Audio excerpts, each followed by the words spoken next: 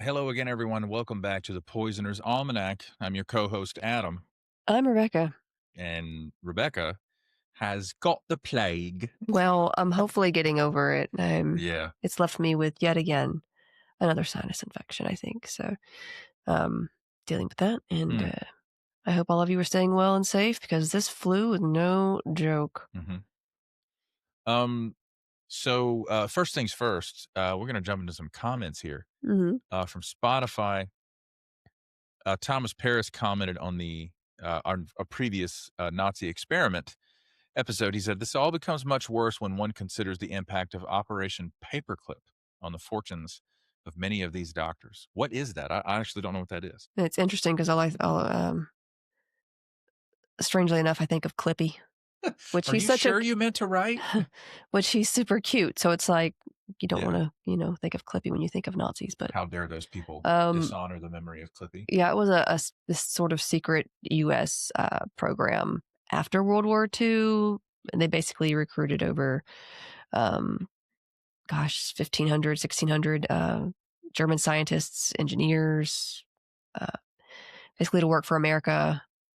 They wanted them to work for the aerospace unit because the Cold War comes soon after all of this. Yeah. Right, so you got the Cold War going on now. People are like, "Hey," Gross. yeah. Basically, it was originally called Project Overcast. So, Overcast. but Ain't no sun. basically, America recruited a lot of these individuals who had Nazi ties. So there was a lot of debate ethically. There's a reason why they kept it secret. Basically just washing over war crimes and for national security gains. But they knew too they knew where Eichmann was, Adolf Eichmann, in South America. And Wow. for like 2 years before, was it Mossad got a hold of him? They It- found it. They literally they went down there because Argentina's like, we're not handing him over. So they went down there and they were like, well, we're just to take him then. They basically kidnapped him and took him back. And they were like, oh, he's here. wow.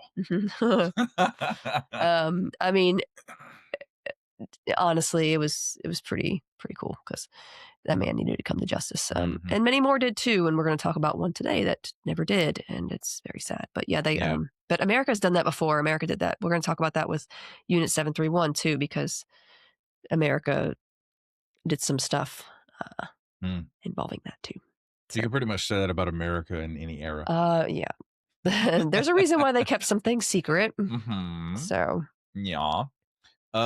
Logie Snake says, this is from Spotify as well. If you're looking, this is on it looks like the same episode. If you're looking for good mysteries on BritBox, which yes, always. Wallander, which I've seen some of, Mm-hmm. Whitechapel, and The Fall are some that I really enjoyed. Okay. Whitechapel has an episode with ergot poisoning. Ooh. See, now I gotta watch it. I think it's funny because I always assumed it had something to do with the Ripper cases because he was prowling Whitechapel, Hmm. but I haven't seen it. But I know Wallander has the guy that played Lestrade. Well, that's the main character? Yeah, the Because guy. that's Kenneth Branagh. Oh, never mind. Okay. But isn't there a guy that played Lestrade from Sherlock in I one of believe those so. I shows? think he's in that too.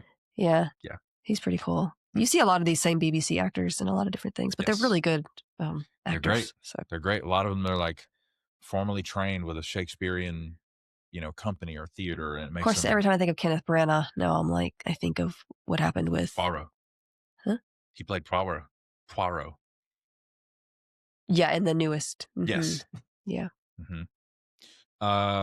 And then he follows up his comment. He says, on a more serious note, the residential school system in Canada was horrific. The goal was the eradication of indigenous culture Mm-hmm. and to make them civilized, quote unquote. This also led to children being taken from their families and adopted out to white families. We also had Japanese internment camps during World We War II. did. And I'll be talking about that in another bonus episode soon. Just things that you'll find that America did that they don't like to talk about. Yeah. So. Okay. This is a great comment on the YouTube channel. because we're posting full-length video versions, on to the YouTube channel, but, like, it's the Studies Show YouTube channel, and we can do that automatically now Uh-huh. because hosting has been added to the Riverside platform. It's so much easier. Yeah. I kept up with posting it manually for a time, but then it fell off because it was just more work. But anyways, the user is RL453. Mhm. They say, "This popped up for me because I subscribed. Thank you for that. I had Nice. to stop listening because I'm old now and read more than enough on their experiments on children Yeah. to last me several lifetimes.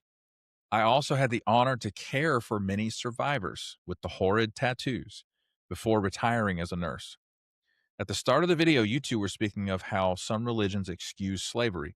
I grew up in the early 60s during the civil rights movement. My maternal grandmother was a member of a religion called the Dawn Bible Students. Hmm. They were what the Jehovah's Witnesses were before they broke off and became the Jehovah's Witnesses and are still around." Oh, I didn't know I this. didn't Yeah. know that either. I was an undiagnosed autistic child who had many questions that were always answered to my great dissatisfaction by either religious dogma by my grandma or mother, or anger Mhm. by teachers, assuming I was being smart mouthed. I remembered my mom telling me the same horrible story about why people turned black when I was maybe 8 years old. Oh god. Yeah, sounds like I some. remember this conversation us having now. Mhm. Yeah, it was wow. Yeah. Yeah. To say I was disturbed is an understatement. I Right. went to my grandfather, who was an agnostic, for comfort. I learned to hide by his chair about 30 minutes before Walter Cronkite came on. My mother was distracted doing housework, but when she heard the evening news coming on, and she'd always run in trying to protect me from it, Oh, her Lord. father chased her out. This is how my questions were answered. Mm. I know people now who will try to protect their children from information, and I'm in favor of age appropriate information. I was just an abnormal kid who didn't Oh, I need get that that. sort of protection. I understand. Yeah. No. Well, and also, like, I mean, not all information like that is Hmm. inappropriate Hmm. just because people say, well, Right. it's not age inappropriate. It's just Right. people don't want them to know. Sure. Sometimes we want to our reflex is to protect children from some information because we think it's not age appropriate, when in fact we're simply trying to protect our own personal identity politics, Yeah, which that's can not, be, and that's why you need to see get books and stuff get banned, which I mm, am not into. Not into that. hmm, hmm. Um, I was just an abnormal kid who didn't need Mhm. that sort of protection. Yet they'll terrify them with religious dogma. It was on this very day I realized that Mhm. Armageddon wasn't something I needed to be terrified about happening at any moment. Mm-mm. That I realized there was something very wrong with my mom and grandma. Sad face. Anyway, you reminded me of that day. Well, like also they'll be like, oh, this is violent, but then they'll teach the kids about Noah's Ark, and it's like, so God killed everybody Yeah. except for Noah and his family, and then Noah got wasted, Right. and then incest, What? and then you know what I mean? Like it, and it's like you'll see pictures of like Noah's Ark, the story What? and stuff in nurseries, and I'm like, do you know how horrific that would have been? You do realize everyone else in that story drowned. And bodies would have been floating around. Oh, Lord. It would have been bad. Quite gruesome. So, yeah, that's going to bring us to housekeeping for the old podcast. Be sure to follow us or like, share, subscribe, whatever, on whatever platform you're watching or listening on. Thank you in advance, especially for 5-star reviews on Spotify. Be sure to follow us on social media. We have links in the show notes for all of our accounts. We have a Patreon if you want to financially support the podcast on a monthly basis. That's up and running. We have 3 different tiers. You can check that out. We got links in the show notes to find it. One of the perks for the lowest tier of the Patreon is being called out by name. And those people are as follows: 87 Pens Girl 71, Mara Santiago, Grace Lahan, Genevieve, Nahev Shatrit, Jay Went, Inken Hafner, Kiri Yorsek, Teo Sunshine, Monique, Sue Steves, James Mills, Megan Kyler, Liz B, Willie Wolf NZ, Nicole Rivers, Richard Miyako, Sasha Rubel, Maya Showstock, Maggie's Yarm, Ogre the Viking, Lynn Rocket, Brett Moser, Zaid, Neil Houdini, Nicole Crane, Jefferson Vargas, Carmen Q, Sarah G, Knittin' Ninja, Estar, Adrian Monk. Just kidding. Ha. Olive Octopus, Betsy Rich, T-Bug, Christine Muljotti, Morgan Brittingham, Lau Frosch, a.k.a. Clara Jurisons, Vix, Anne-Maria Clyde, Jennifer Wilson-Richter, Too Fidgety, Wendy G., Elena M.K., Caitlin Martin, Pungram 101, Minnesota SPT, Tasha, Stuart Slattery, Simone Valdez, Christian Schradergaard, Bonnie, Oma D., Ryan L. Alara, Kristen Arnold, Aaron Carey, Lynn Simpson, Melissa Emmel, Desiree Davis, Jennifer Ramirez Johnson, Dalek Party, The Warped Witch, Dizzy Dancer, Creative Otter, Yadmit, Supergirl Sway, Rachel, Anya Brandt, Ebby, Leah Marie Matson, Lady Digitalis, Jesse, Shay 10, Julia Franzoni, Sparks, Gloria Eichmann, Thomas Huff, From Strings to Things, Soy Kasumi, Jessica Gasparini, Caitlin and Donna Lanchanese, Lauren Smith, Anna G., Serpentine Fire, Melanie the SLP, Stuart Lee, Chris Millanak, Mackenzie Kennedy, Libby, Hetty, Hantapalooza, Jay Moon, Kelsey H., Paper Sky, Hannah Cook, Nikki Larkin, Campus R, Britt Clark, Paris Longer, Andrea, Shameless Agitator, Ruby Salazar, Cassandra Smiles, Daniel Soar, Jasmine, Kapow, 73, Dr. Doom, Pia Coronan, Vanessa Nitterberg, Maureen Hart, Justin Higgins, Nigel Hawkins, Judy Lowe, Judy from the Block, Nissa 16, Seamus Pict, or Seamus Pict, sorry, let us know how it should be pronounced. Lisa DW, Laisha Paris, Jesse Pollard, Sarah, Jahira, and please welcome our newest patrons. Well, we got Everyday Delirium, I believe, was called out last time. Everyday Delirium. We have a couple of new patrons. Please welcome Cody Griffith, April, and Andrea Akrip. Welcome. Thank you for supporting the old podcast. Indeed. And that's going to bring us to today's topic. More Nazi experiments, but this is part 5, I think. And honestly, this is going to be the end of the Nazis. I mean, they're still around. There's so many Nazis out there, and unfortunately, but of our discussion, I should say. Argentina has good beef and Nazis.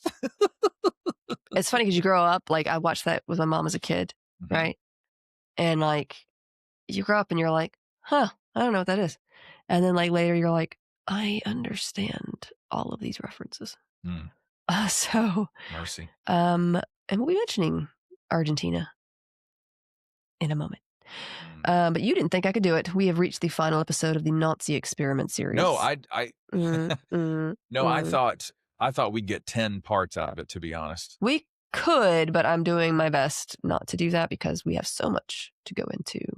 I still want to get onto, Unit 731, the experiments done there. It doesn't get talked about a whole lot, and probably because of America's role in it after the fact when it came to just trying to gloss all that over.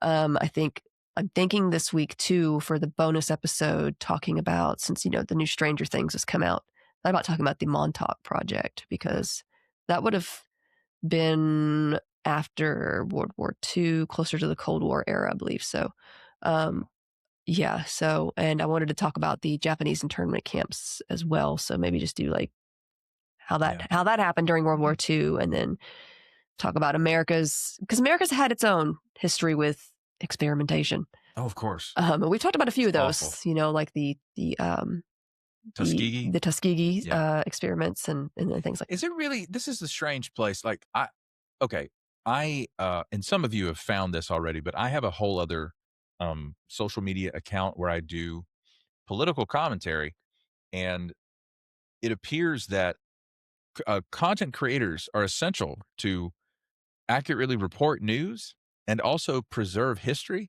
because of the state of rhetoric in the U.S. and also the utter attack on public education. Well, there's also this propaganda type. Yes. So now it's like, this may seem niche or obscure, but it's also we're helping to preserve. Like I saw somebody post on social media the other day, how could you convince the American public to build a library if they didn't already know what it was? You know what I mean? Yeah. Could you do that? Could we do, is there the, social and cultural will to be like, knowledge is important. I will say, though, the ones that are running the show around here don't seem like they read very much. Well, Um, hmm, I um, mean, or write, for that matter. I've seen some of the things that they've written. But ugh, one person you might be interested in then is William Shire. Shire, I think. It's sure. Shirer. He was a journalist around the time that this was all happening, living in Germany. And he wrote a lot about what was going on at the time, and it's pretty crazy. Yeah. But yeah, I want to jump into it with experiments done concerning the regeneration of bones, muscles, and nerve, as well as these bone transplantation experiments. Oh God. So, yeah, trigger warning, honestly, for this episode. There's going to be, mentions of torturous type surgeries and just things done to people that should never have been done, Yeah. as we've been talking about. But, yeah.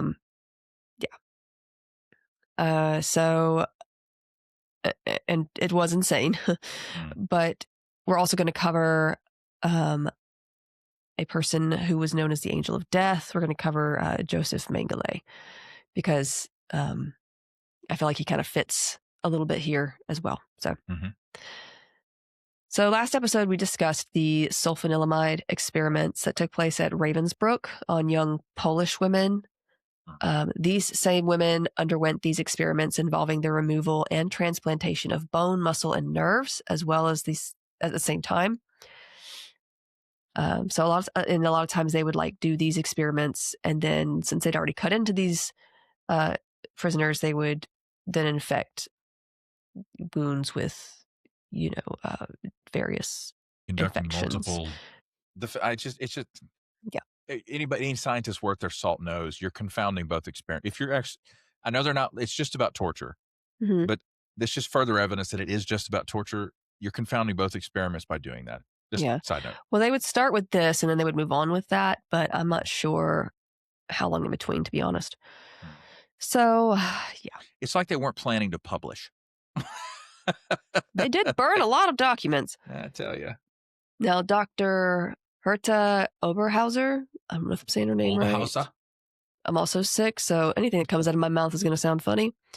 But this was actually one of the only female SS doctors on trial. She stated in her affidavit that she was told to select 15 to 20 inmates that were young, healthy, and Polish to be used for these experiments. That's what she was told. Why Polish? Does this particular doctor have an axe to grind with the Polish? It's just so absurd. So, and they invaded Poland too. They had to specifically. It was just all bad. But yeah. But these were to be used for basically these experiments, and she, Dr. Oberhauser, was supposed to be given the responsibility of post-operative care of these subjects. These experiments took place from the end of 1942 into 1943. Dr. Fritz Fischer of the SS was a fellow of Dr. Karl Gebhardt, who was the main supervisor for these experiments.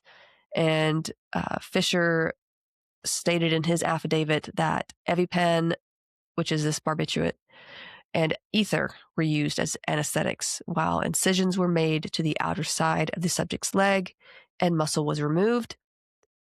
And patients weren't being really told even what was happening. They would just take them back there, put them under, and just do this. Oh.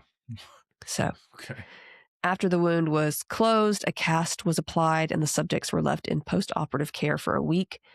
After a week, they were brought back into surgery, the wound split back open, and more muscle would be removed.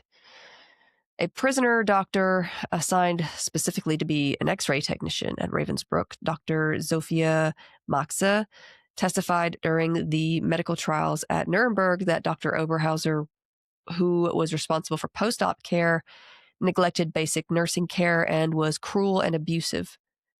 Dr. Maxe testified that she personally witnessed approximately 13 experimental cases in which bones were operated on. She said that there were 3 kinds of operations done. fractures, bone transplantations, and bone splits. According to her, some were operated on multiple times. She described one case in which she took x-rays of one subject showing that the parts of one of the woman's fibulas had been removed and the periosteum, that outer connective tissue of the bone, had been removed from one of her leg bones as well. She described another 3 cases in which the women were subjected to fracture operations that she later x-rayed. In all 3, and this is her talking, the tibia was broken in several places.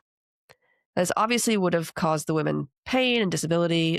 She also described how a 16-year-old Polish girl was operated on 6 times, during which pieces of both tibias were cut out.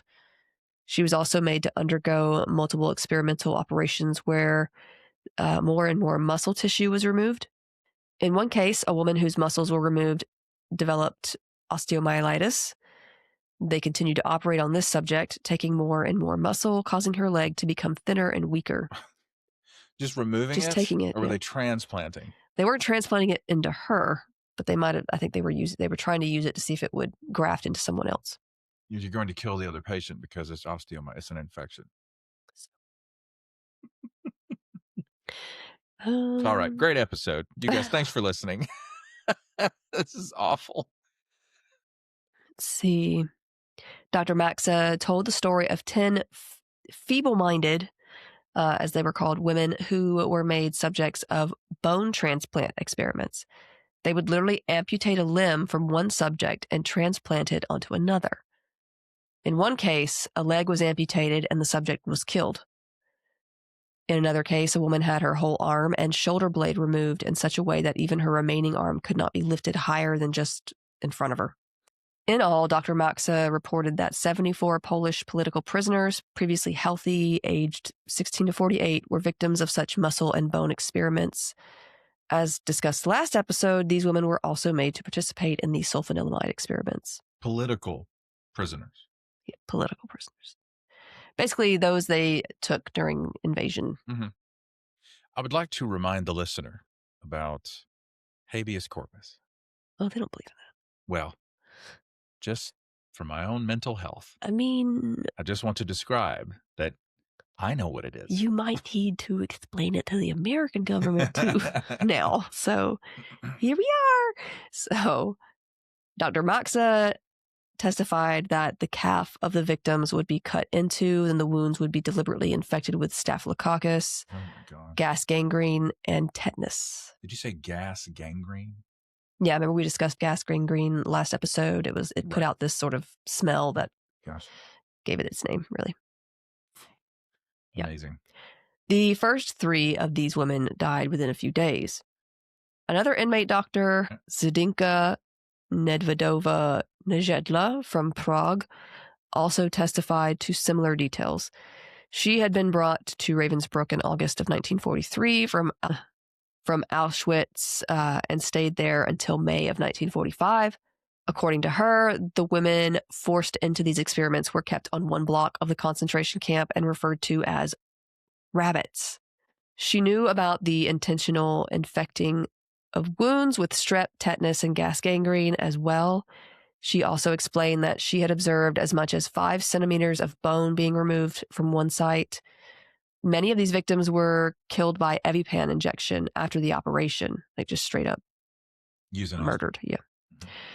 Concerning those deemed a part of the transplant experiments, the limb would be removed, the subject killed by lethal injection, and the limbs removed from these patients would then be wrapped in sterile gauze and transported to the SS hospital nearby for attempted transplantation to wounded German soldiers. Oh. So they were trying to apply what they learned. They were trying to see if this would work to, they would take their limbs, kill them, and try to attach it to wounded soldiers. What's the timeline for germ theory at this point? Is it already out there? Okay. Oh, yeah. This is 1940. So they have 43 at this point? microbiological microscopes, etc. Oh, yeah. Yeah. Okay. For the most part, yeah. Mm-hmm. They had sulfanilamide. That's an antibiotic. So okay.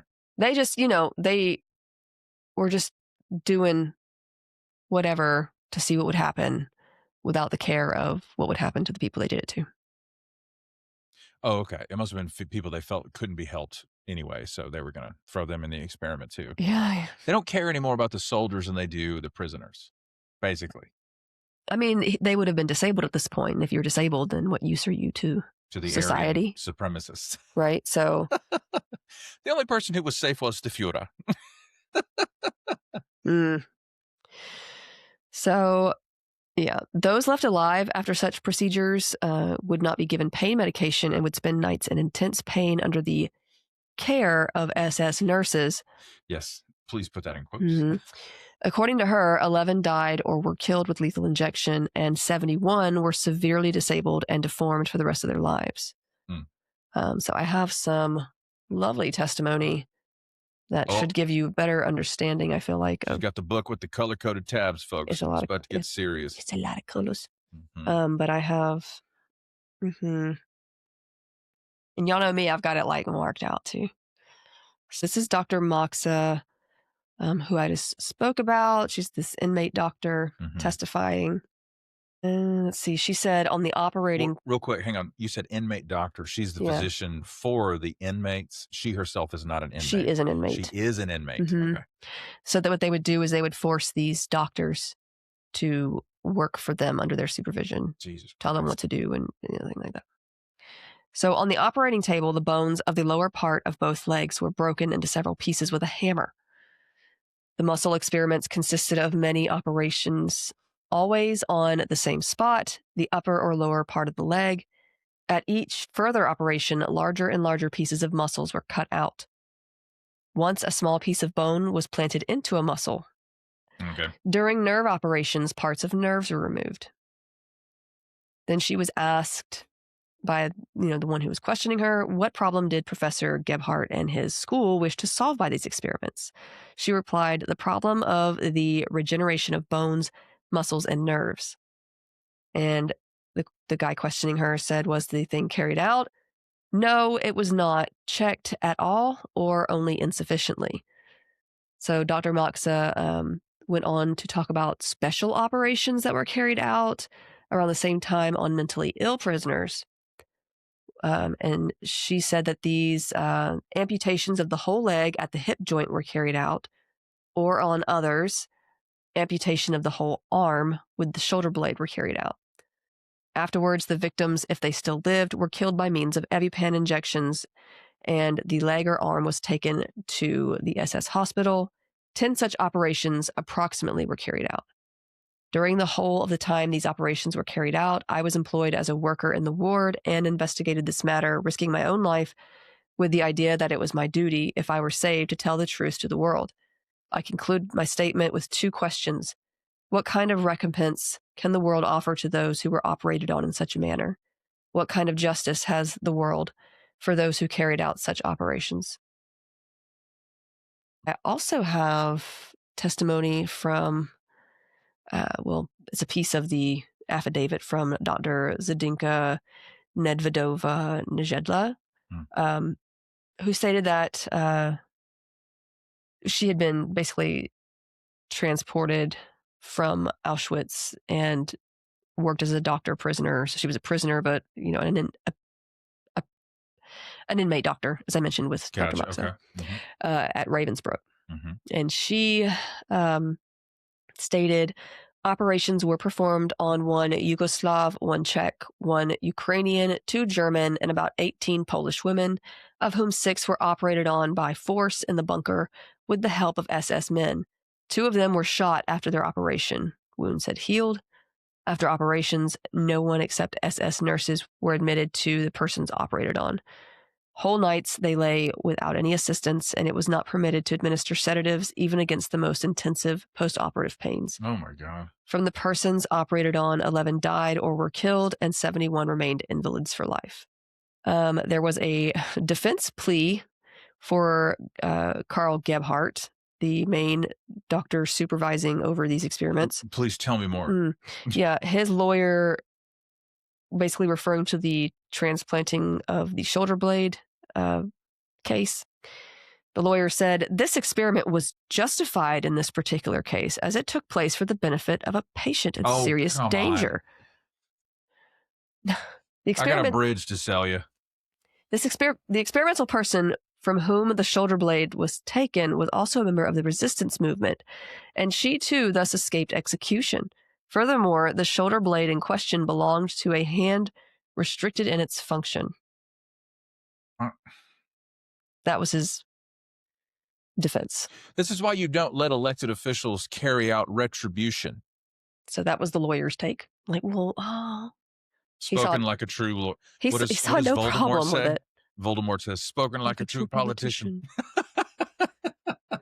Um, let's see. They also make mention of a 37-year-old Polish woman from Warsaw named Vladislava Karaluska. She actually survived and was able to come and be a witness at Nuremberg to testify. She had been an experimental subject in the sulfanilamide and the bone, muscle, and nerve experiments.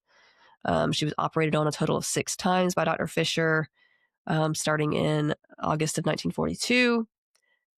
She was able to identify the defendants Gebhardt, Fisher, and Oberhauser as having cut into her body and experimented on her, forcibly anesthetizing her without preoperative care. Her body's still filthy from the camp, she says. Oh my God. They didn't even bathe her? No. But this is part of the testimony from her, as she's being, questioned by prosecutor McHaney. And he asks, were you a member of the Polish resistance movement? Yes, I was. And what did you do in the Polish resistance movement? I was a messenger. She says, I was arrested on the 13th of February, 1941 by the Gestapo. 2 sisters and 2 brothers-in-law were arrested with me on the same day. I was taken to the Gestapo. The first day, the Gestapo took down my personal data and sent me to the prison in Lublin. So they go on to ask, what happened there. It says, I stayed 2 weeks in the prison at Lublin. Then I was taken again to the Gestapo. There I was interrogated, and they wanted to force me to confess what kind of work I used to do in the resistance movement. The Gestapo wanted me to give them the names of persons with whom I worked. I did not want to tell them the names, and therefore I was beaten. I was beaten by one Gestapo man with brief intervals for a very long time. Then I was taken to a cell. 2 days later, at night, I was taken again to the Gestapo for interrogation. There I was beaten again. I stayed in the Gestapo office 1 week, and then I was taken back to the prison in Lublin. I stayed in the prison till September 21st, 1941. Then I was transported with other prisoners to the concentration camp Ravensbrück, where I arrived on the 23rd of September, 1941. So, and she describes what happened at Ravensbrück. It says, our dresses were taken away from us, and we received the regular prison dress. Then I was sent to the block, and I stayed in quarantine for 3 weeks. After 3 weeks, we were taken to work. The work was hard physical work. In the spring, I was given other work, and I was transferred to the workshop, which was called in German Betrieb. I'm not sure if I'm saying that right, but the work I did there was also very hard. And 1 week I had to work in the daytime and the next week at night. In the spring, the living conditions in the camp grew worse and worse, and hunger began to reign in the camp. The food portions were smaller. We were undernourished, very exhausted, and we had no strength to work. In the spring of the same year, shoes and stockings were taken away from us, and we had to walk barefoot. The gravel in the camp hurt our feet. The most tiring was the so-called roll calls, which we had to stand several hours, sometimes even 4 hours. If a prisoner tried to put a piece of paper underneath her feet, she was beaten and ill-treated in an inhumane way. We had to stand at attention at the roll call place, and we were not allowed to move our lips because then we were supposed to be praying, and we were not allowed to pray. And the prosecutor says, now witness, were you operated on while you were in the Ravensbrück concentration camp? Yes, I was. On July 22nd, 1942, 75 prisoners from our transport that came from Lublin were summoned to the chief of the camp. We stood outside the camp office, and present there were Kogel, Mandel, and one person whom I later recognized as Dr. Fisher.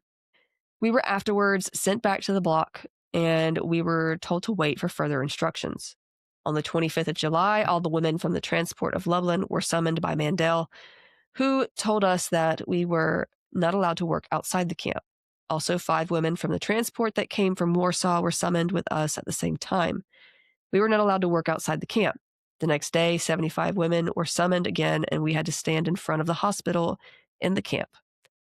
Present were Shidlowski, Oberhauser, Rosenthal, Kogel, and the man whom I afterwards recognized as Dr. Fisher. Hmm. So the prosecutor says, witness, you have told the tribunal that in July of 1942, some 75 Polish girls who were in the transport from Lublin were called before the camp doctors in Ravensbrück. Were any of these girls selected for an operation? It says, on this day, we did not know why we were called before the camp doctors. And on the same day, 10 out of 25 girls were taken to the hospital, but we did not know why. 4 of them came back and 6 stayed in the hospital. On the same day, 6 of them came back to the block after having received some injection, but we did not know what kind of injection.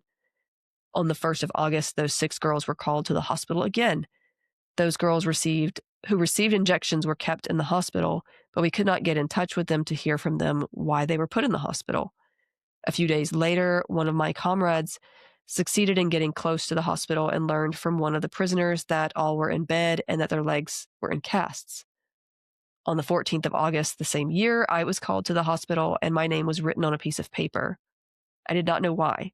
Besides me, 8 other girls were called to the hospital. We were called at a time when executions usually took place, and I thought I was going to be executed because some girls had been shot down before. Hmm. In the hospital, we were put to bed, and the ward in which we stayed was locked. Then a German nurse arrived and gave me an injection in my leg. After this injection, I vomited and I was weak. Then I was put on a hospital cot, and they brought me to the operating room. Then I lost consciousness, and when I revived, I noticed that I was in a proper hospital ward. I recovered consciousness for a while. Then I felt severe pain in my leg. Then I lost consciousness again. I regained consciousness in the morning, and when I noticed that my leg was in a cast from the ankle up to the knee, I felt very great pain in this leg and had a high temperature. I noticed also that my leg was swollen from the toes up to the groin. The pain was increasing and the temperature too, and the next day I noticed that some liquid was flowing from my leg. The third day I was put on a hospital trolley and taken to the dressing room. Then I saw Dr. Fisher again. He had on an operating gown and rubber gloves in his hands. A blanket was put over my eyes, and I did not know what was done with my leg, but I felt great pain, and I had the impression that something must have been cut out of my leg. 2 weeks later, we were all taken to the operating theater again and put on the operating tables. The bandage was removed, and that was the first time I saw my leg. The incision went so deep that I could see the bone. On Oh my September God. 8th, I went back to the block. I couldn't walk. The pus was draining from my leg. The leg was swollen up, and I could not walk. In the block, I stayed in bed for 1 week. Then I was called to the hospital again. I could not walk, and I was carried by my comrades. In the hospital, I met some of my comrades who were there after the operation. This time I was sure I was going to be executed because I saw an ambulance standing outside the office, which was used by the Germans to transport people intended for execution. Then we were taken to the dressing room where Dr. Oberhauser and Dr. Shidlowski examined our legs. We were put to bed again, and on the same day in the afternoon, I was taken to the operating theater, and the second operation was performed on my leg. I was put to sleep in the same way as before, having received an injection. This time I saw Dr. Fisher. I woke up in the regular hospital ward, and I felt much greater pain and had a higher temperature. The symptoms were the same. The leg was swollen, and the pus flowed from my leg. After this operation, I still felt worse, and I could not move.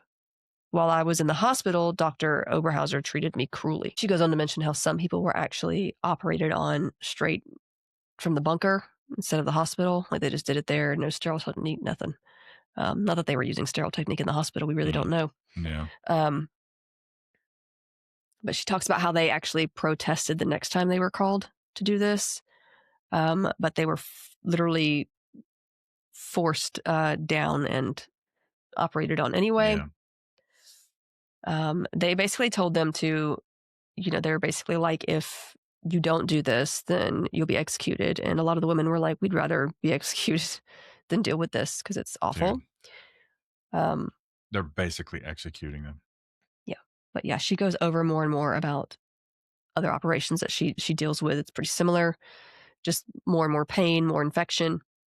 There was an expert witness that they had who listened to her testimony, but had also examined her, taken x-rays and things like that. This is after they had been liberated and everything. And this prosecutor asked, "Doctor, can you express any opinion as to the purpose of the type of operation to which she, Karolinska, was subjected? That is the bone removal." This is Dr. Leo Alexander. Says, "I think it must have been one of the experiments which aimed at the question of regeneration of bone or possible transplantation of bone." Goes on, "All we see now are the consequences of removal of a graft, and the graft had included the entire compact part of the bone. Otherwise, the repair would have been better. If some part of the compact had remained, the periosteum, the connective tissue, would have probably regenerated, and today, 3 years after the operation, no x-ray would have shown the defect. So I feel that rather deep grafts were taken, which went down into the spongiosa.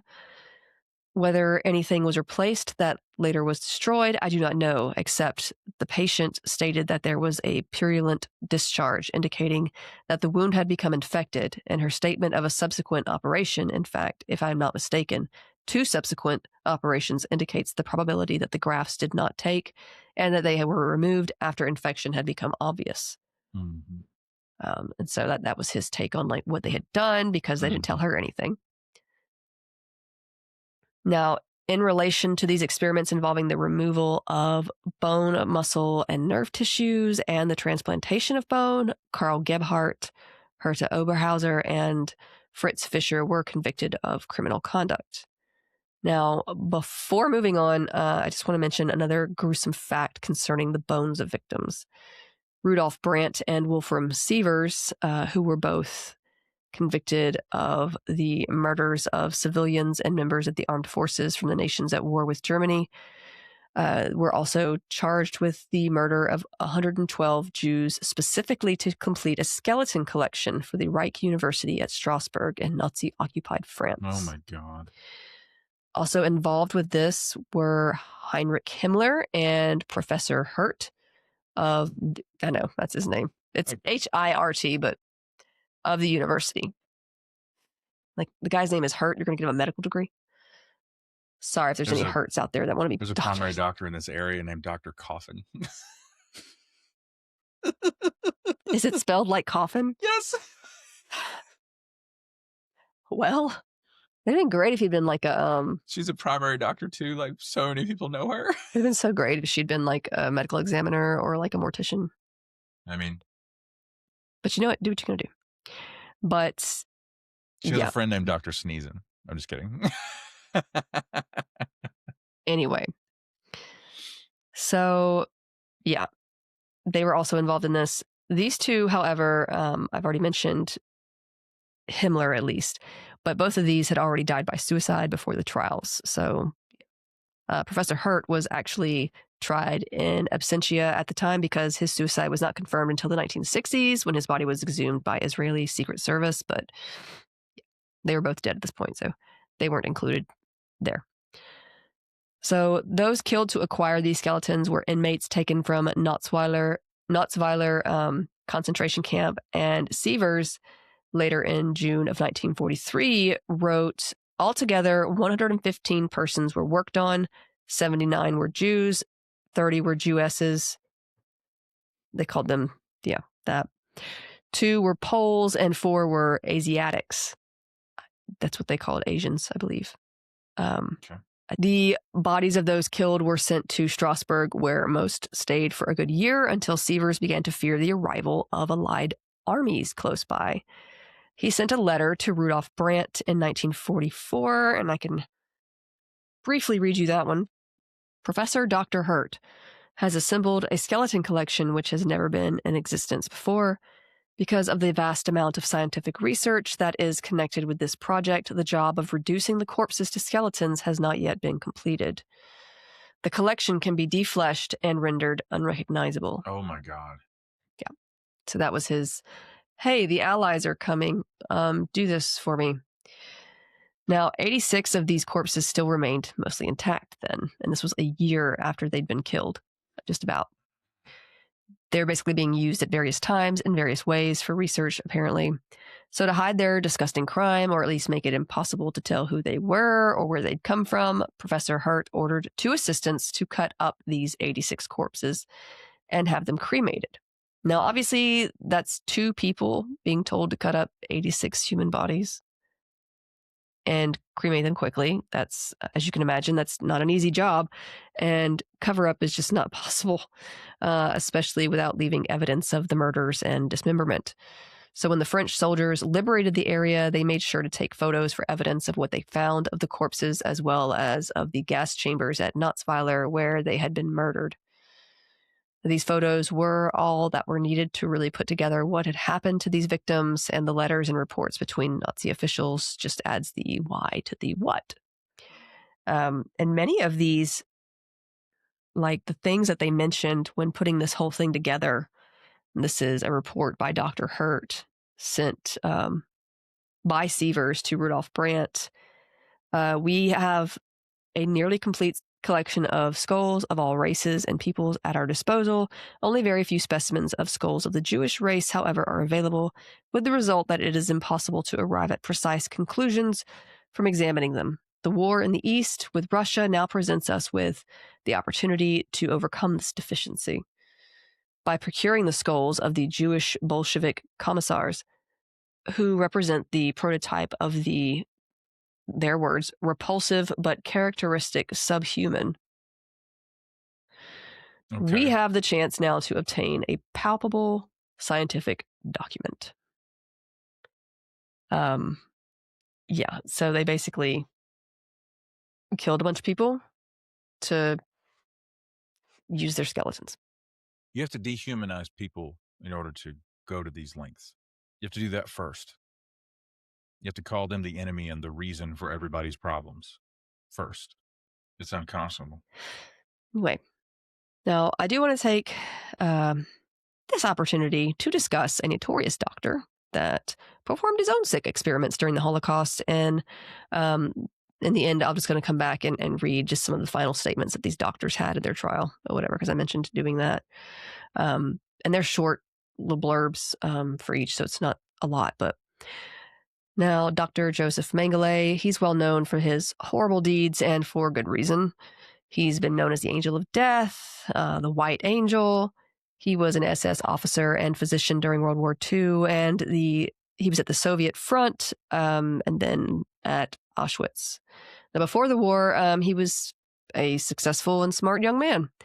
Now, I've mentioned before that many of these men and women who did horrible things for the Nazis were well-educated, they were intelligent, and it's hard to picture like such smart people falling into these dark, foolish pits, you know? Yeah. But a look at history will show you that intelligence is not a factor when it comes to morality. Mm-hmm. He was born on March 16th, 1911 in Günzburg, Bavaria, into a Catholic family. He was one of 3 sons. His father owned and managed this farming equipment company, but later, during the First World War, his company would switch to producing military equipment. Joseph was a successful student, and he also had outside interests like skiing, art, music, you know, your typical, what you would think typical kid. I mean, sounds like. Of course, he did join the Greater German Youth League, which was this right-wing youth group in 1924, and he even led a chapter where he lived in 1927. There it is. He stayed in that until 1930. I mean, his dad was also a big influence, I'm sure. Yeah. He then went on to the University of Munich to study medicine, but switched to University of Bonn for some reason, like 2 semesters in. In 1931, he joined this paramilitary group called Der Stahlhelm that would later be absorbed into Nazism in 1934 as part of the SA. Mm-hmm. I did not look too deep into his studies at Bonn, but he moved on to the University of Vienna in 1933 to study anthropology, and in 1935 he received his doctorate in that field from the University of Munich. So like he apparently returned to the University of Munich. He like university hopped. Now around this time, his father Karl joined the Nazi Party in 1933 and the SS in 1935. This was mainly, according to him, to help his local political career. This was, yeah. But hey, like father, like son, I guess. So while at the University of Munich in the later years of his education, Joseph studied under this other anthropologist named Theodore Mollison, who was uh, really big into this pseudoscientific study known as scientific racism. Real quick, just to check in with the Mhm. listener, there is no such thing. That's what Science, pseudoscientific.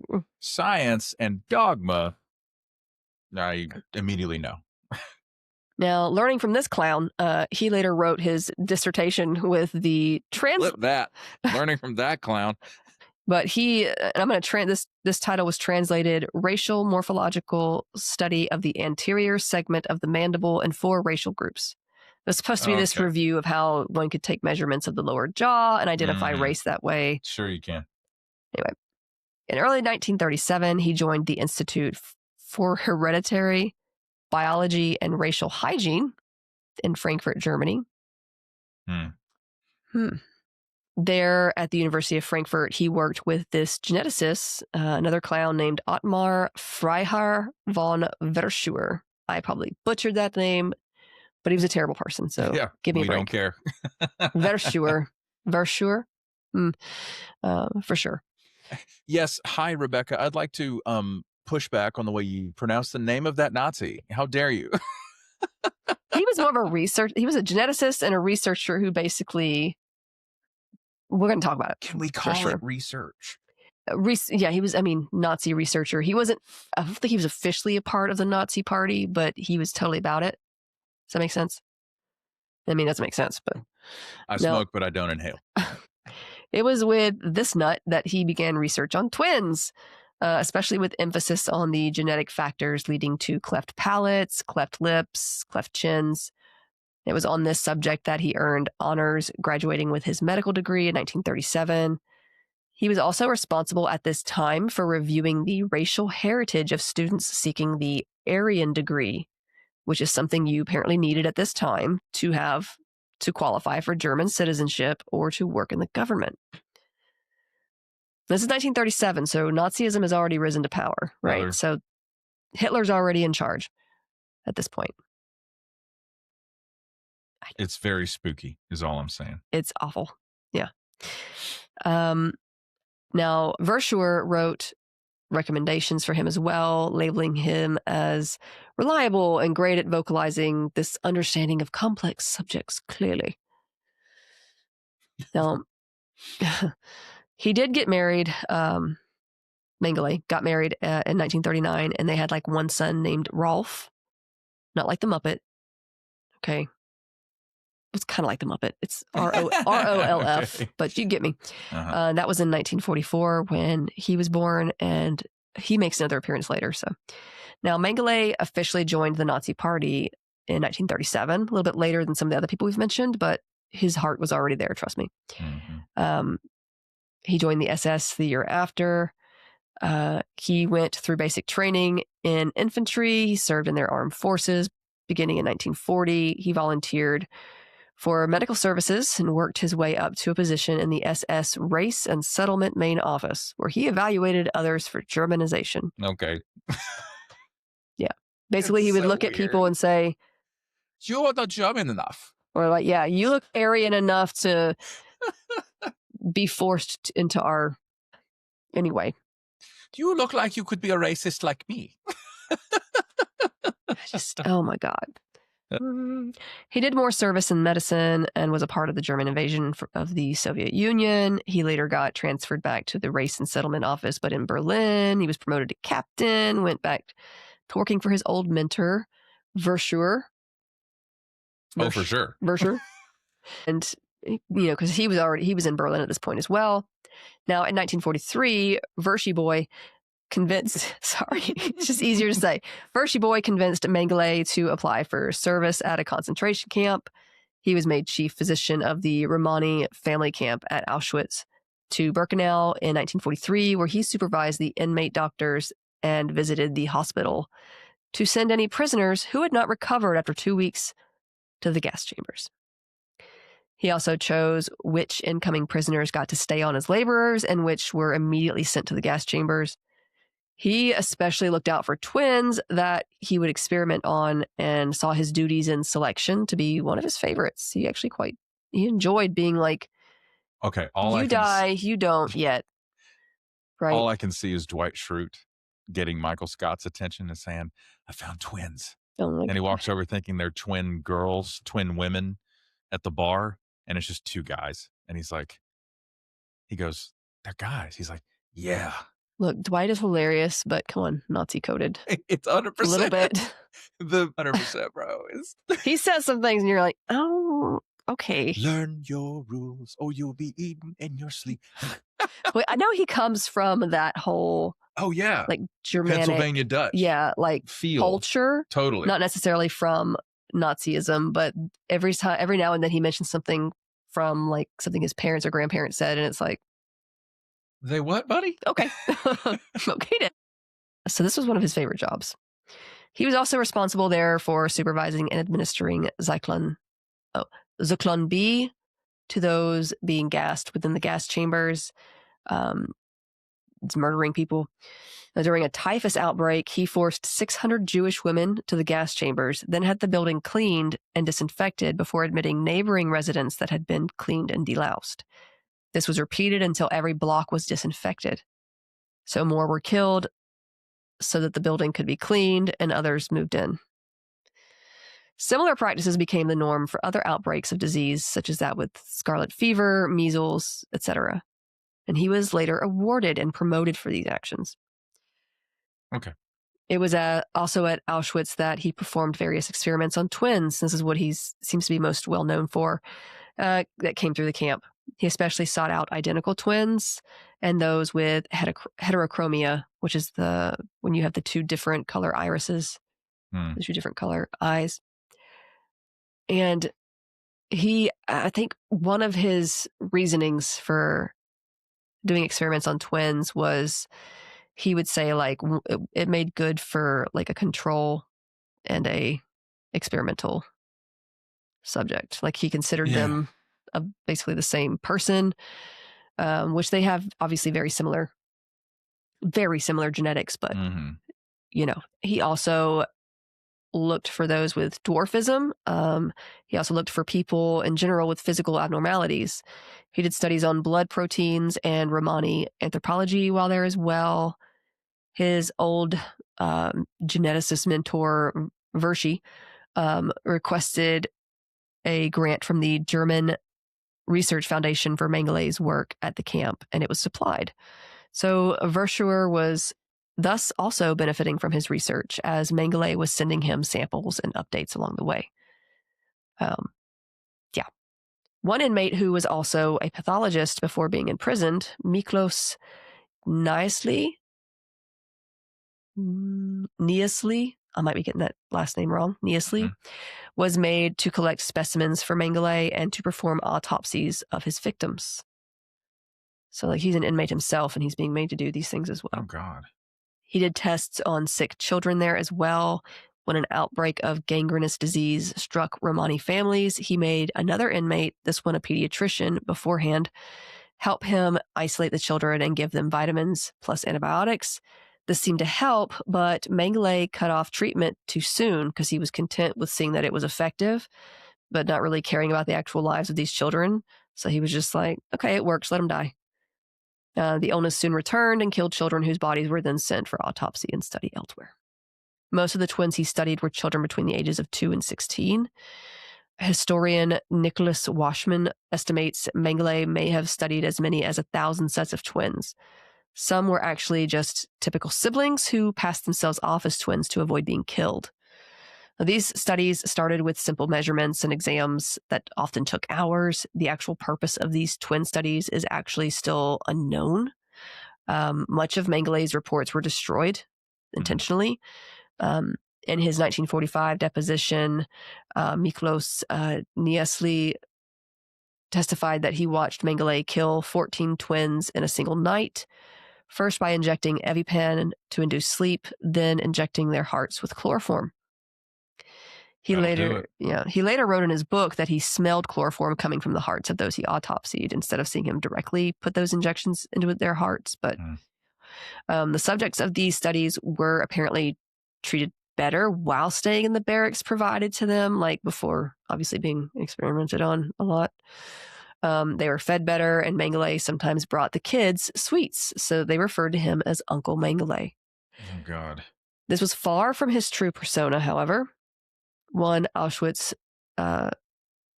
survivor described the situation as he was capable of being so kind to the children, to have them become fond of him, to bring them sugar, to think of small details in their daily lives, and to do things we would genuinely admire. And then next to that, the crematorium smoke and these children, tomorrow or in half hour, he's going to send them there. And that's where the anomaly lay. So he would, Anomaly. yeah, It's more like narcissistic, psychopathic, he's coercive crazy. control disorder. So yeah, like he would bring them sweets and get their trust, and then he would send them to die or Okay. kill them himself. One experiment he performed was the injection of chemicals and hormones into the eyes of those made to participate. Now, some have theorized that this was an attempt to change the subject's eye color in order to Germanize them. But most experts believe that he wouldn't have just tried to change eye color without genetic reasoning. Instead, he may have been introducing adrenaline to the eyes to better study heterochromia alongside this biologist and eugenicist, Karen Magnuson. And they say this because she was already studying heterochromia in rabbits and testing to see if hormones may change the color of the eye. I mean, he could have been both. Mengele's collaboration with Magnuson also included compiling genealogical records and documenting the eye characteristics of prisoners. He sent eyes removed from Auschwitz prisoners to her lab in Berlin for study. After the war, Magnuson stated that she believed that these specimens were from prisoners who had died of natural causes. I doubt that. Yes, the inmate pathologist, Miklos, said that some of the samples were from the bodies of people who had been killed by lethal injection. Now, many have heard some of the wilder, more macabre stories about Mengele, such as his sewing together of two twins to create Siamese twins. Oh, my Like God. that was a story that was floating around. Is that confirmed? However, historian Agnieszka Kita at the Auschwitz II Birkenau Museum says that this is just a myth. We don't have any kind of evidence that he ever did that. So, other stories that have been since rejected as myth include his connecting a young girl's urinary tract to her colon, and that he attempted to switch the sexes of prisoners via cross transfusions. So those have been called myths by those working at Auschwitz, the museum itself. So I know I've heard the one about the sewing of the twins together. I have heard about that one. Mhm. But yeah. When the Auschwitz-Birkenau camp was liberated by the Red Army, or just before really, he fled alongside others, taking what was left of his specimens and reports with him to Gross-Rosen concentration camp and then again to Reichenau, most likely. After fleeing there altogether, he went to Czechoslovakia, where he became a part of a field hospital unit, which meant that he could wear this other uniform rather than his SS uniform. So he kind of stayed hidden there. Not long after, he was captured by U.S. officials while trying to flee from the Soviets. He was released, however, because he did not have the same SS tattoo that seemed to mark most other war criminals being caught. And he had this convincing story that he was never in the SS or at Auschwitz. So he got released, unfortunately. He changed his name to Fritz Ullmann, which would later be Holman, Fritz Holman. Ah. Yeah. He was on the run for months before he actually returned to a Soviet-occupied area to retrieve his old reports. Like, he risked getting caught again to get these old reports. It's a bold move. He then found work on a farm as a farmhand in Bavaria, and then he moved out of Germany entirely in April of 1949 with the assistance of Nazi sympathizers who helped him get these false papers under the name Gregor Helmut. There were these things called rat lines where you had Nazi sympathizers basically kind of underground, like sending them away to Helping them safety escape. to places that would not give them back over. He made it to South America. He did odd jobs, possibly including practicing medicine without a license and giving illegal abortions. He married his widowed sister-in-law because his wife had divorced him as he left Germany. You're kidding. Yeah, You got so much going for him. I think, though, that she divorced him simply because she didn't want to leave Germany. Not so much for the other stuff. All right. Anyways. Wow. So they lived down there together with her son. He, along with some other doctors practicing without licenses, they were questioned in 1958 on the suspicion of practicing medicine without a license when a teenage girl died after an abortion. But he was released without charge. Now, he became aware that the publicity could lead to his Nazi background and wartime activities being discovered, so he took this extended business trip to Paraguay on this 90 days visitor's permit. He returned to Buenos Aires later. That's where he was staying before then.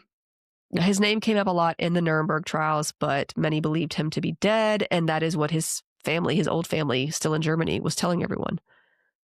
There were sightings reported in various countries, which makes sense because he country hopped a good bit, staying just ahead of being caught, and he was being helped by Nazi sympathizers in South America as well. He changed his name multiple times as well, was never captured before his death. We do know, however, that his son Rolf, his actual son from his first marriage, reportedly visited him in 1977 in Sao Paulo. I guess he was able to locate him and go and visit him in Brazil. He was living in Brazil at this point. He had not seen him since like the 1950s before he'd left Germany, right? Wow. And Rolf later said that he had found an unrepentant Nazi who claimed to never have hurt anyone personally and was only following orders. Now, I will say he was nearly caught when they caught Eichmann, because when they were bringing Adolf Eichmann, I told you they basically went up there, snatched his behind, and were like, okay. They blindfolded him, drugged him, and got him on a flight to Israel. I like it. To stand trial. And in their mission, they were actually looking for Mengele as well. But he had moved on just before they got there, and they didn't want to risk losing Eichmann by waiting.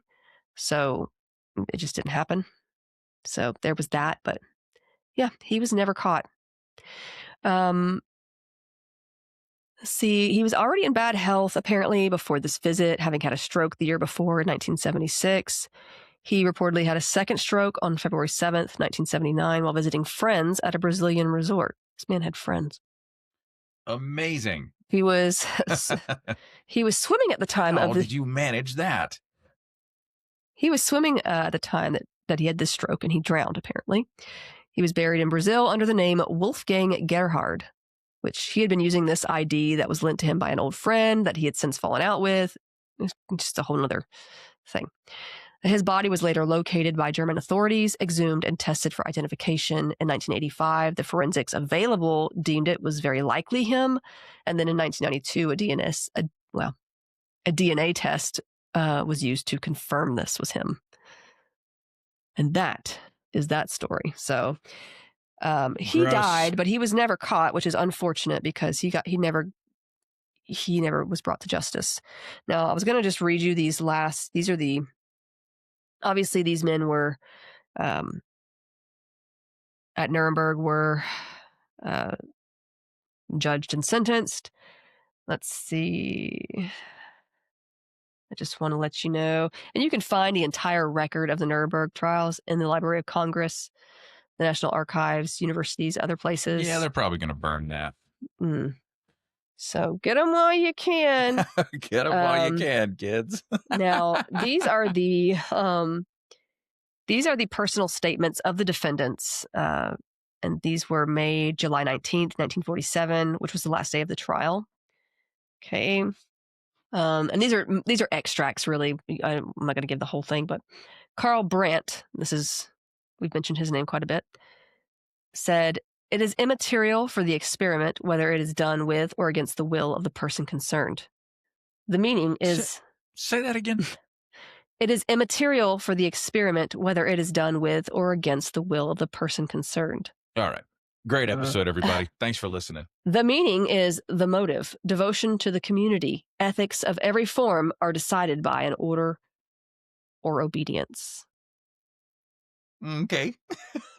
Siegfried Handloser said, if there is anything which could console me for the mental suffering of the last months, oh, your mental suffering, okay. It is the consciousness of knowing that before this court, before the German people, and before the people of the world, it has been made clear that the serious general charges of the prosecution against the medical corps of the German armed forces have been proved to be without any foundation. Paul Rostock. Throughout my life, I have never worked for one form of a state or another, or for any political party in Germany, but simply and solely for my patients and for my medical science. Oscar Schroeder. Cool story, bro. What can I, as a defendant, bring against these arguments? Not the craving for glory and honor was the purport of my life's work, but the firm intention to put my entire capacity, my full knowledge into the service of my beloved fatherland, to help the soldier as a physician, to heal the wounds caused by wartime and peacetime service, both as a physician for the individual as well as a medical officer for the mass of troops which were in my care. Carl Ginskin, if my fatherly concern for my 2,500 doctors and 30,000 men of the medical service of the Waffen SS was mentioned here in this courtroom, it is nevertheless my duty to speak from this place on behalf of those men who, in the majority, were decent and brave doctors and medical attendants. First of all, sir, that is one whole sentence. I am proud to have been their leader, a leader of those who sacrificed their lives and blood with unceasing fervor to help me in building up the organization of the medical service of the SS and to overcome the tremendous losses among the ranks of our comrades at the front. My request and my wish is that our former opponents should realize the honest idealism of these victims, do justice to it, and give them back belief in justice. Carl Gebhardt. Amazing. It was only because I was the competent, responsible surgical expert that I was informed about the imminent experiments on human beings in my field of surgery, which had been ordered by the state authorities.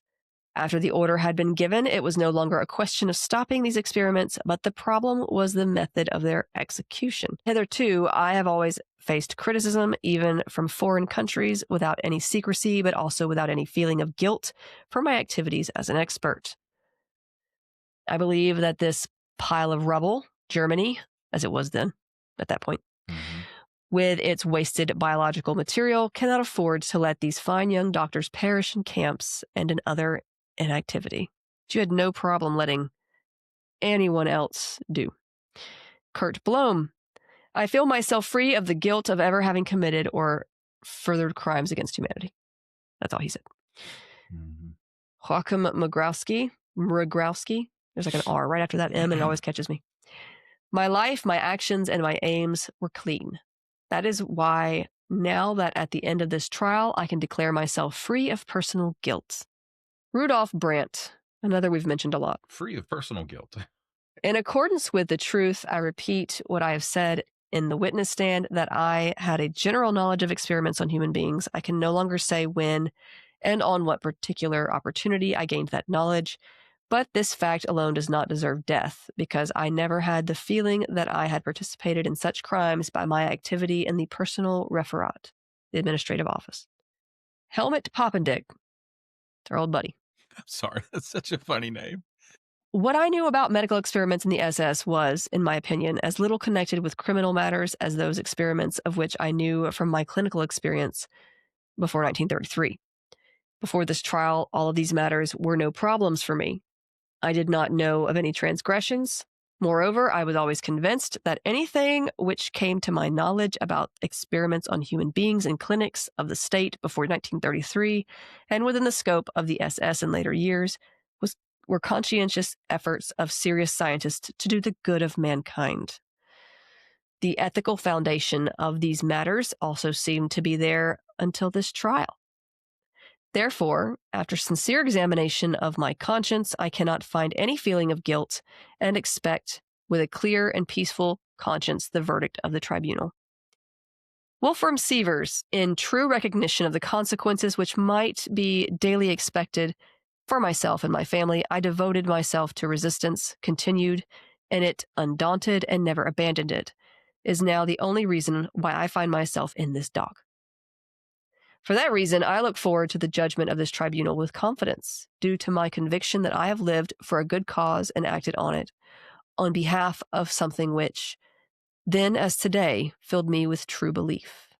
That's so funny he used that true belief. It's like, no, it's just belief. There's nothing true about it. Gerhard Rose. A subject of the personal charges against myself is my attitude toward experiments on human beings ordered by the state and carried out by other German scientists in the field of typhus and malaria. Works of that nature have nothing to do with politics or with ideology, but they serve the good of humanity, and the same problems and necessities can be seen independently of any political ideology everywhere, where the same dangers of epidemics have to be combated. Siegfried Ruff. After detailed inquiry into my conscience, I still today hold the belief that I never sinned against my duty as a man and as a doctor. Okay. Victor Brack. For all those years, I had no reason to have any misgivings with regard to Hitler's personality. Therefore, I also believed in the legality of the euthanasia decree as it emanated directly from the head of the state. The state officials and doctors competent for me at that time told me that euthanasia had always been an endeavor of mankind and was morally as well as medically justified. Therefore, I never doubted the legal character of the euthanasia decree. Okay. Wolfgang Romberg. I have seen how the tribunal itself, by a precise questioning, clarified the facts, and to the statements made by my defense counsel, I have nothing to add because they are the truth. Hermann Becker Freising. For all the irrelevant, spiteful talk with which outside circles believed they had to twist around the objectivity of these proceedings like thorn bushes, the verdict of this tribunal must be and will be the appropriate answer. I look forward to it with the firm conviction that I never failed in my duty to mankind as a physician and scientist and as a soldier to my fatherland. George August Veltz.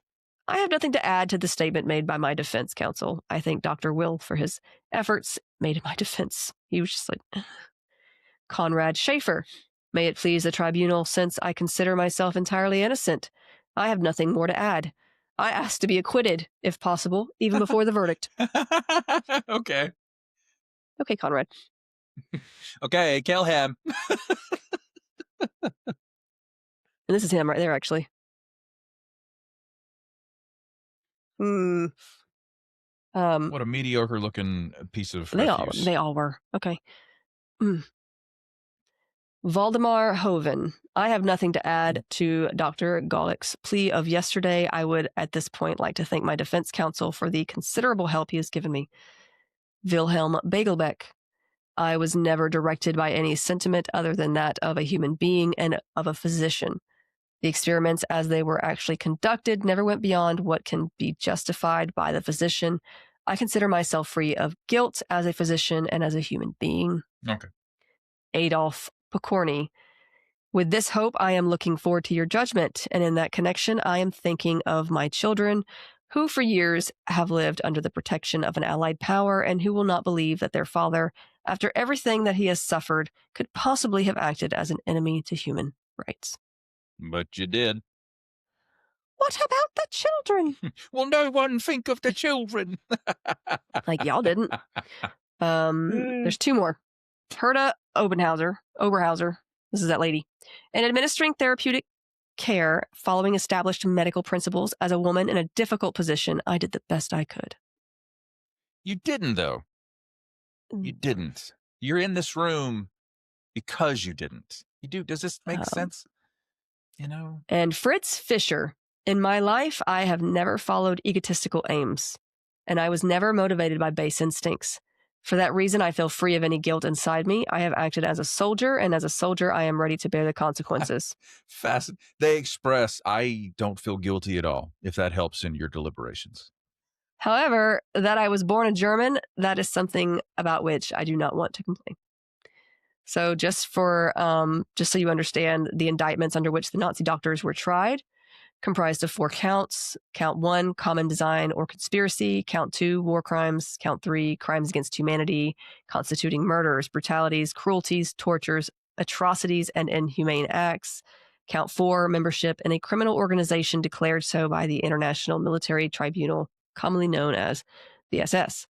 So 4 doctors, Karl Brandt, Karl Gebhardt, Mrowski, and Valdemar Hoven, were found guilty and sentenced to death by hanging. They were convicted of charges 2, 3, and 4. 3 assistants, Rudolf Brandt, Wolfram Sievers, and Victor Brack, were also found guilty and sentenced to death by hanging, also convicted of charges 2, 3, and 4. Dr. Siegfried Handloser, Dr. Oscar Schroeder, and Dr. Gebhardt Rose were found and judged guilty of charges 2 and 3, and they were each sentenced to life in prison. Dr. Karl Genskin and Dr. Fritz Fischer were found and adjudged guilty of charges 2, 3, and 4, and were sentenced to life in prison. Dr. Helmut Poppendick was found and adjudged guilty of charge 4 and sentenced to 10 years in prison. Dr. Hermann Becker-Freising and Dr. Oberhauser were found and adjudged guilty of charges 2 and 3. They were each sentenced to 20 years in prison. Dr. Wilhelm Begelbeck was found guilty of charges 2 and 3. He was sentenced to 15 years in prison. Doctors Paul I can't Rostock. believe these people weren't given the death penalty.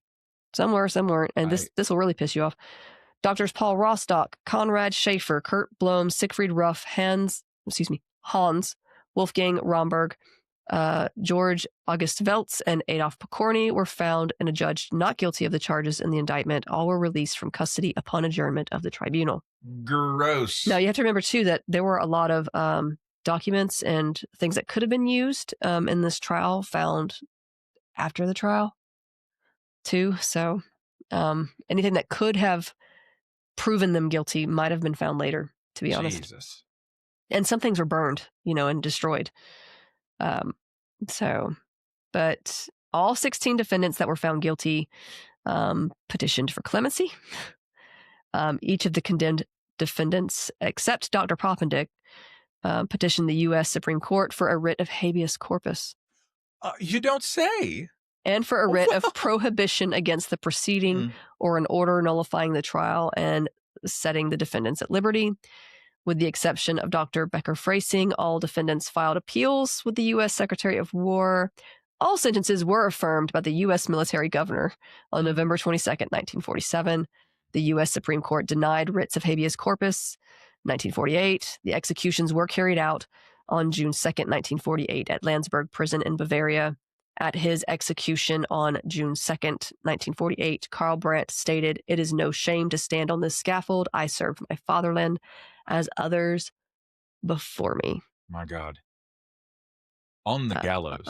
Mrowski, before his execution, said, "I die as a German officer, sentenced by a brutal enemy and conscious I never committed the crimes charged against me." There was But you did. no remorse shown by any of these defendants. Who did? What kind of lunacy? Yeah. And in the book itself, she goes on to talk about just her experiences while there during the trial and coming back and what that was like and everything too. But it was really good with the testimonies and stuff. But yeah, I mean, there were some, as I mentioned, with Mengele who were never even caught. And then if you talk about the comment we got, some of them went to work some of them went back to work for the German government. Their history's hidden. And some of them went to work for the American government. Their history's hidden. Unbelievable. So, yeah. I'll never look at a paperclip the same. Not the paperclips. Yeah. Clippy! So, okay. But I just say that Clippy is innocent of these charges. That's correct. All right. That's going to do it for this episode. Thank you all so much for listening and watching. We will see you in the next one. Bye. Bye.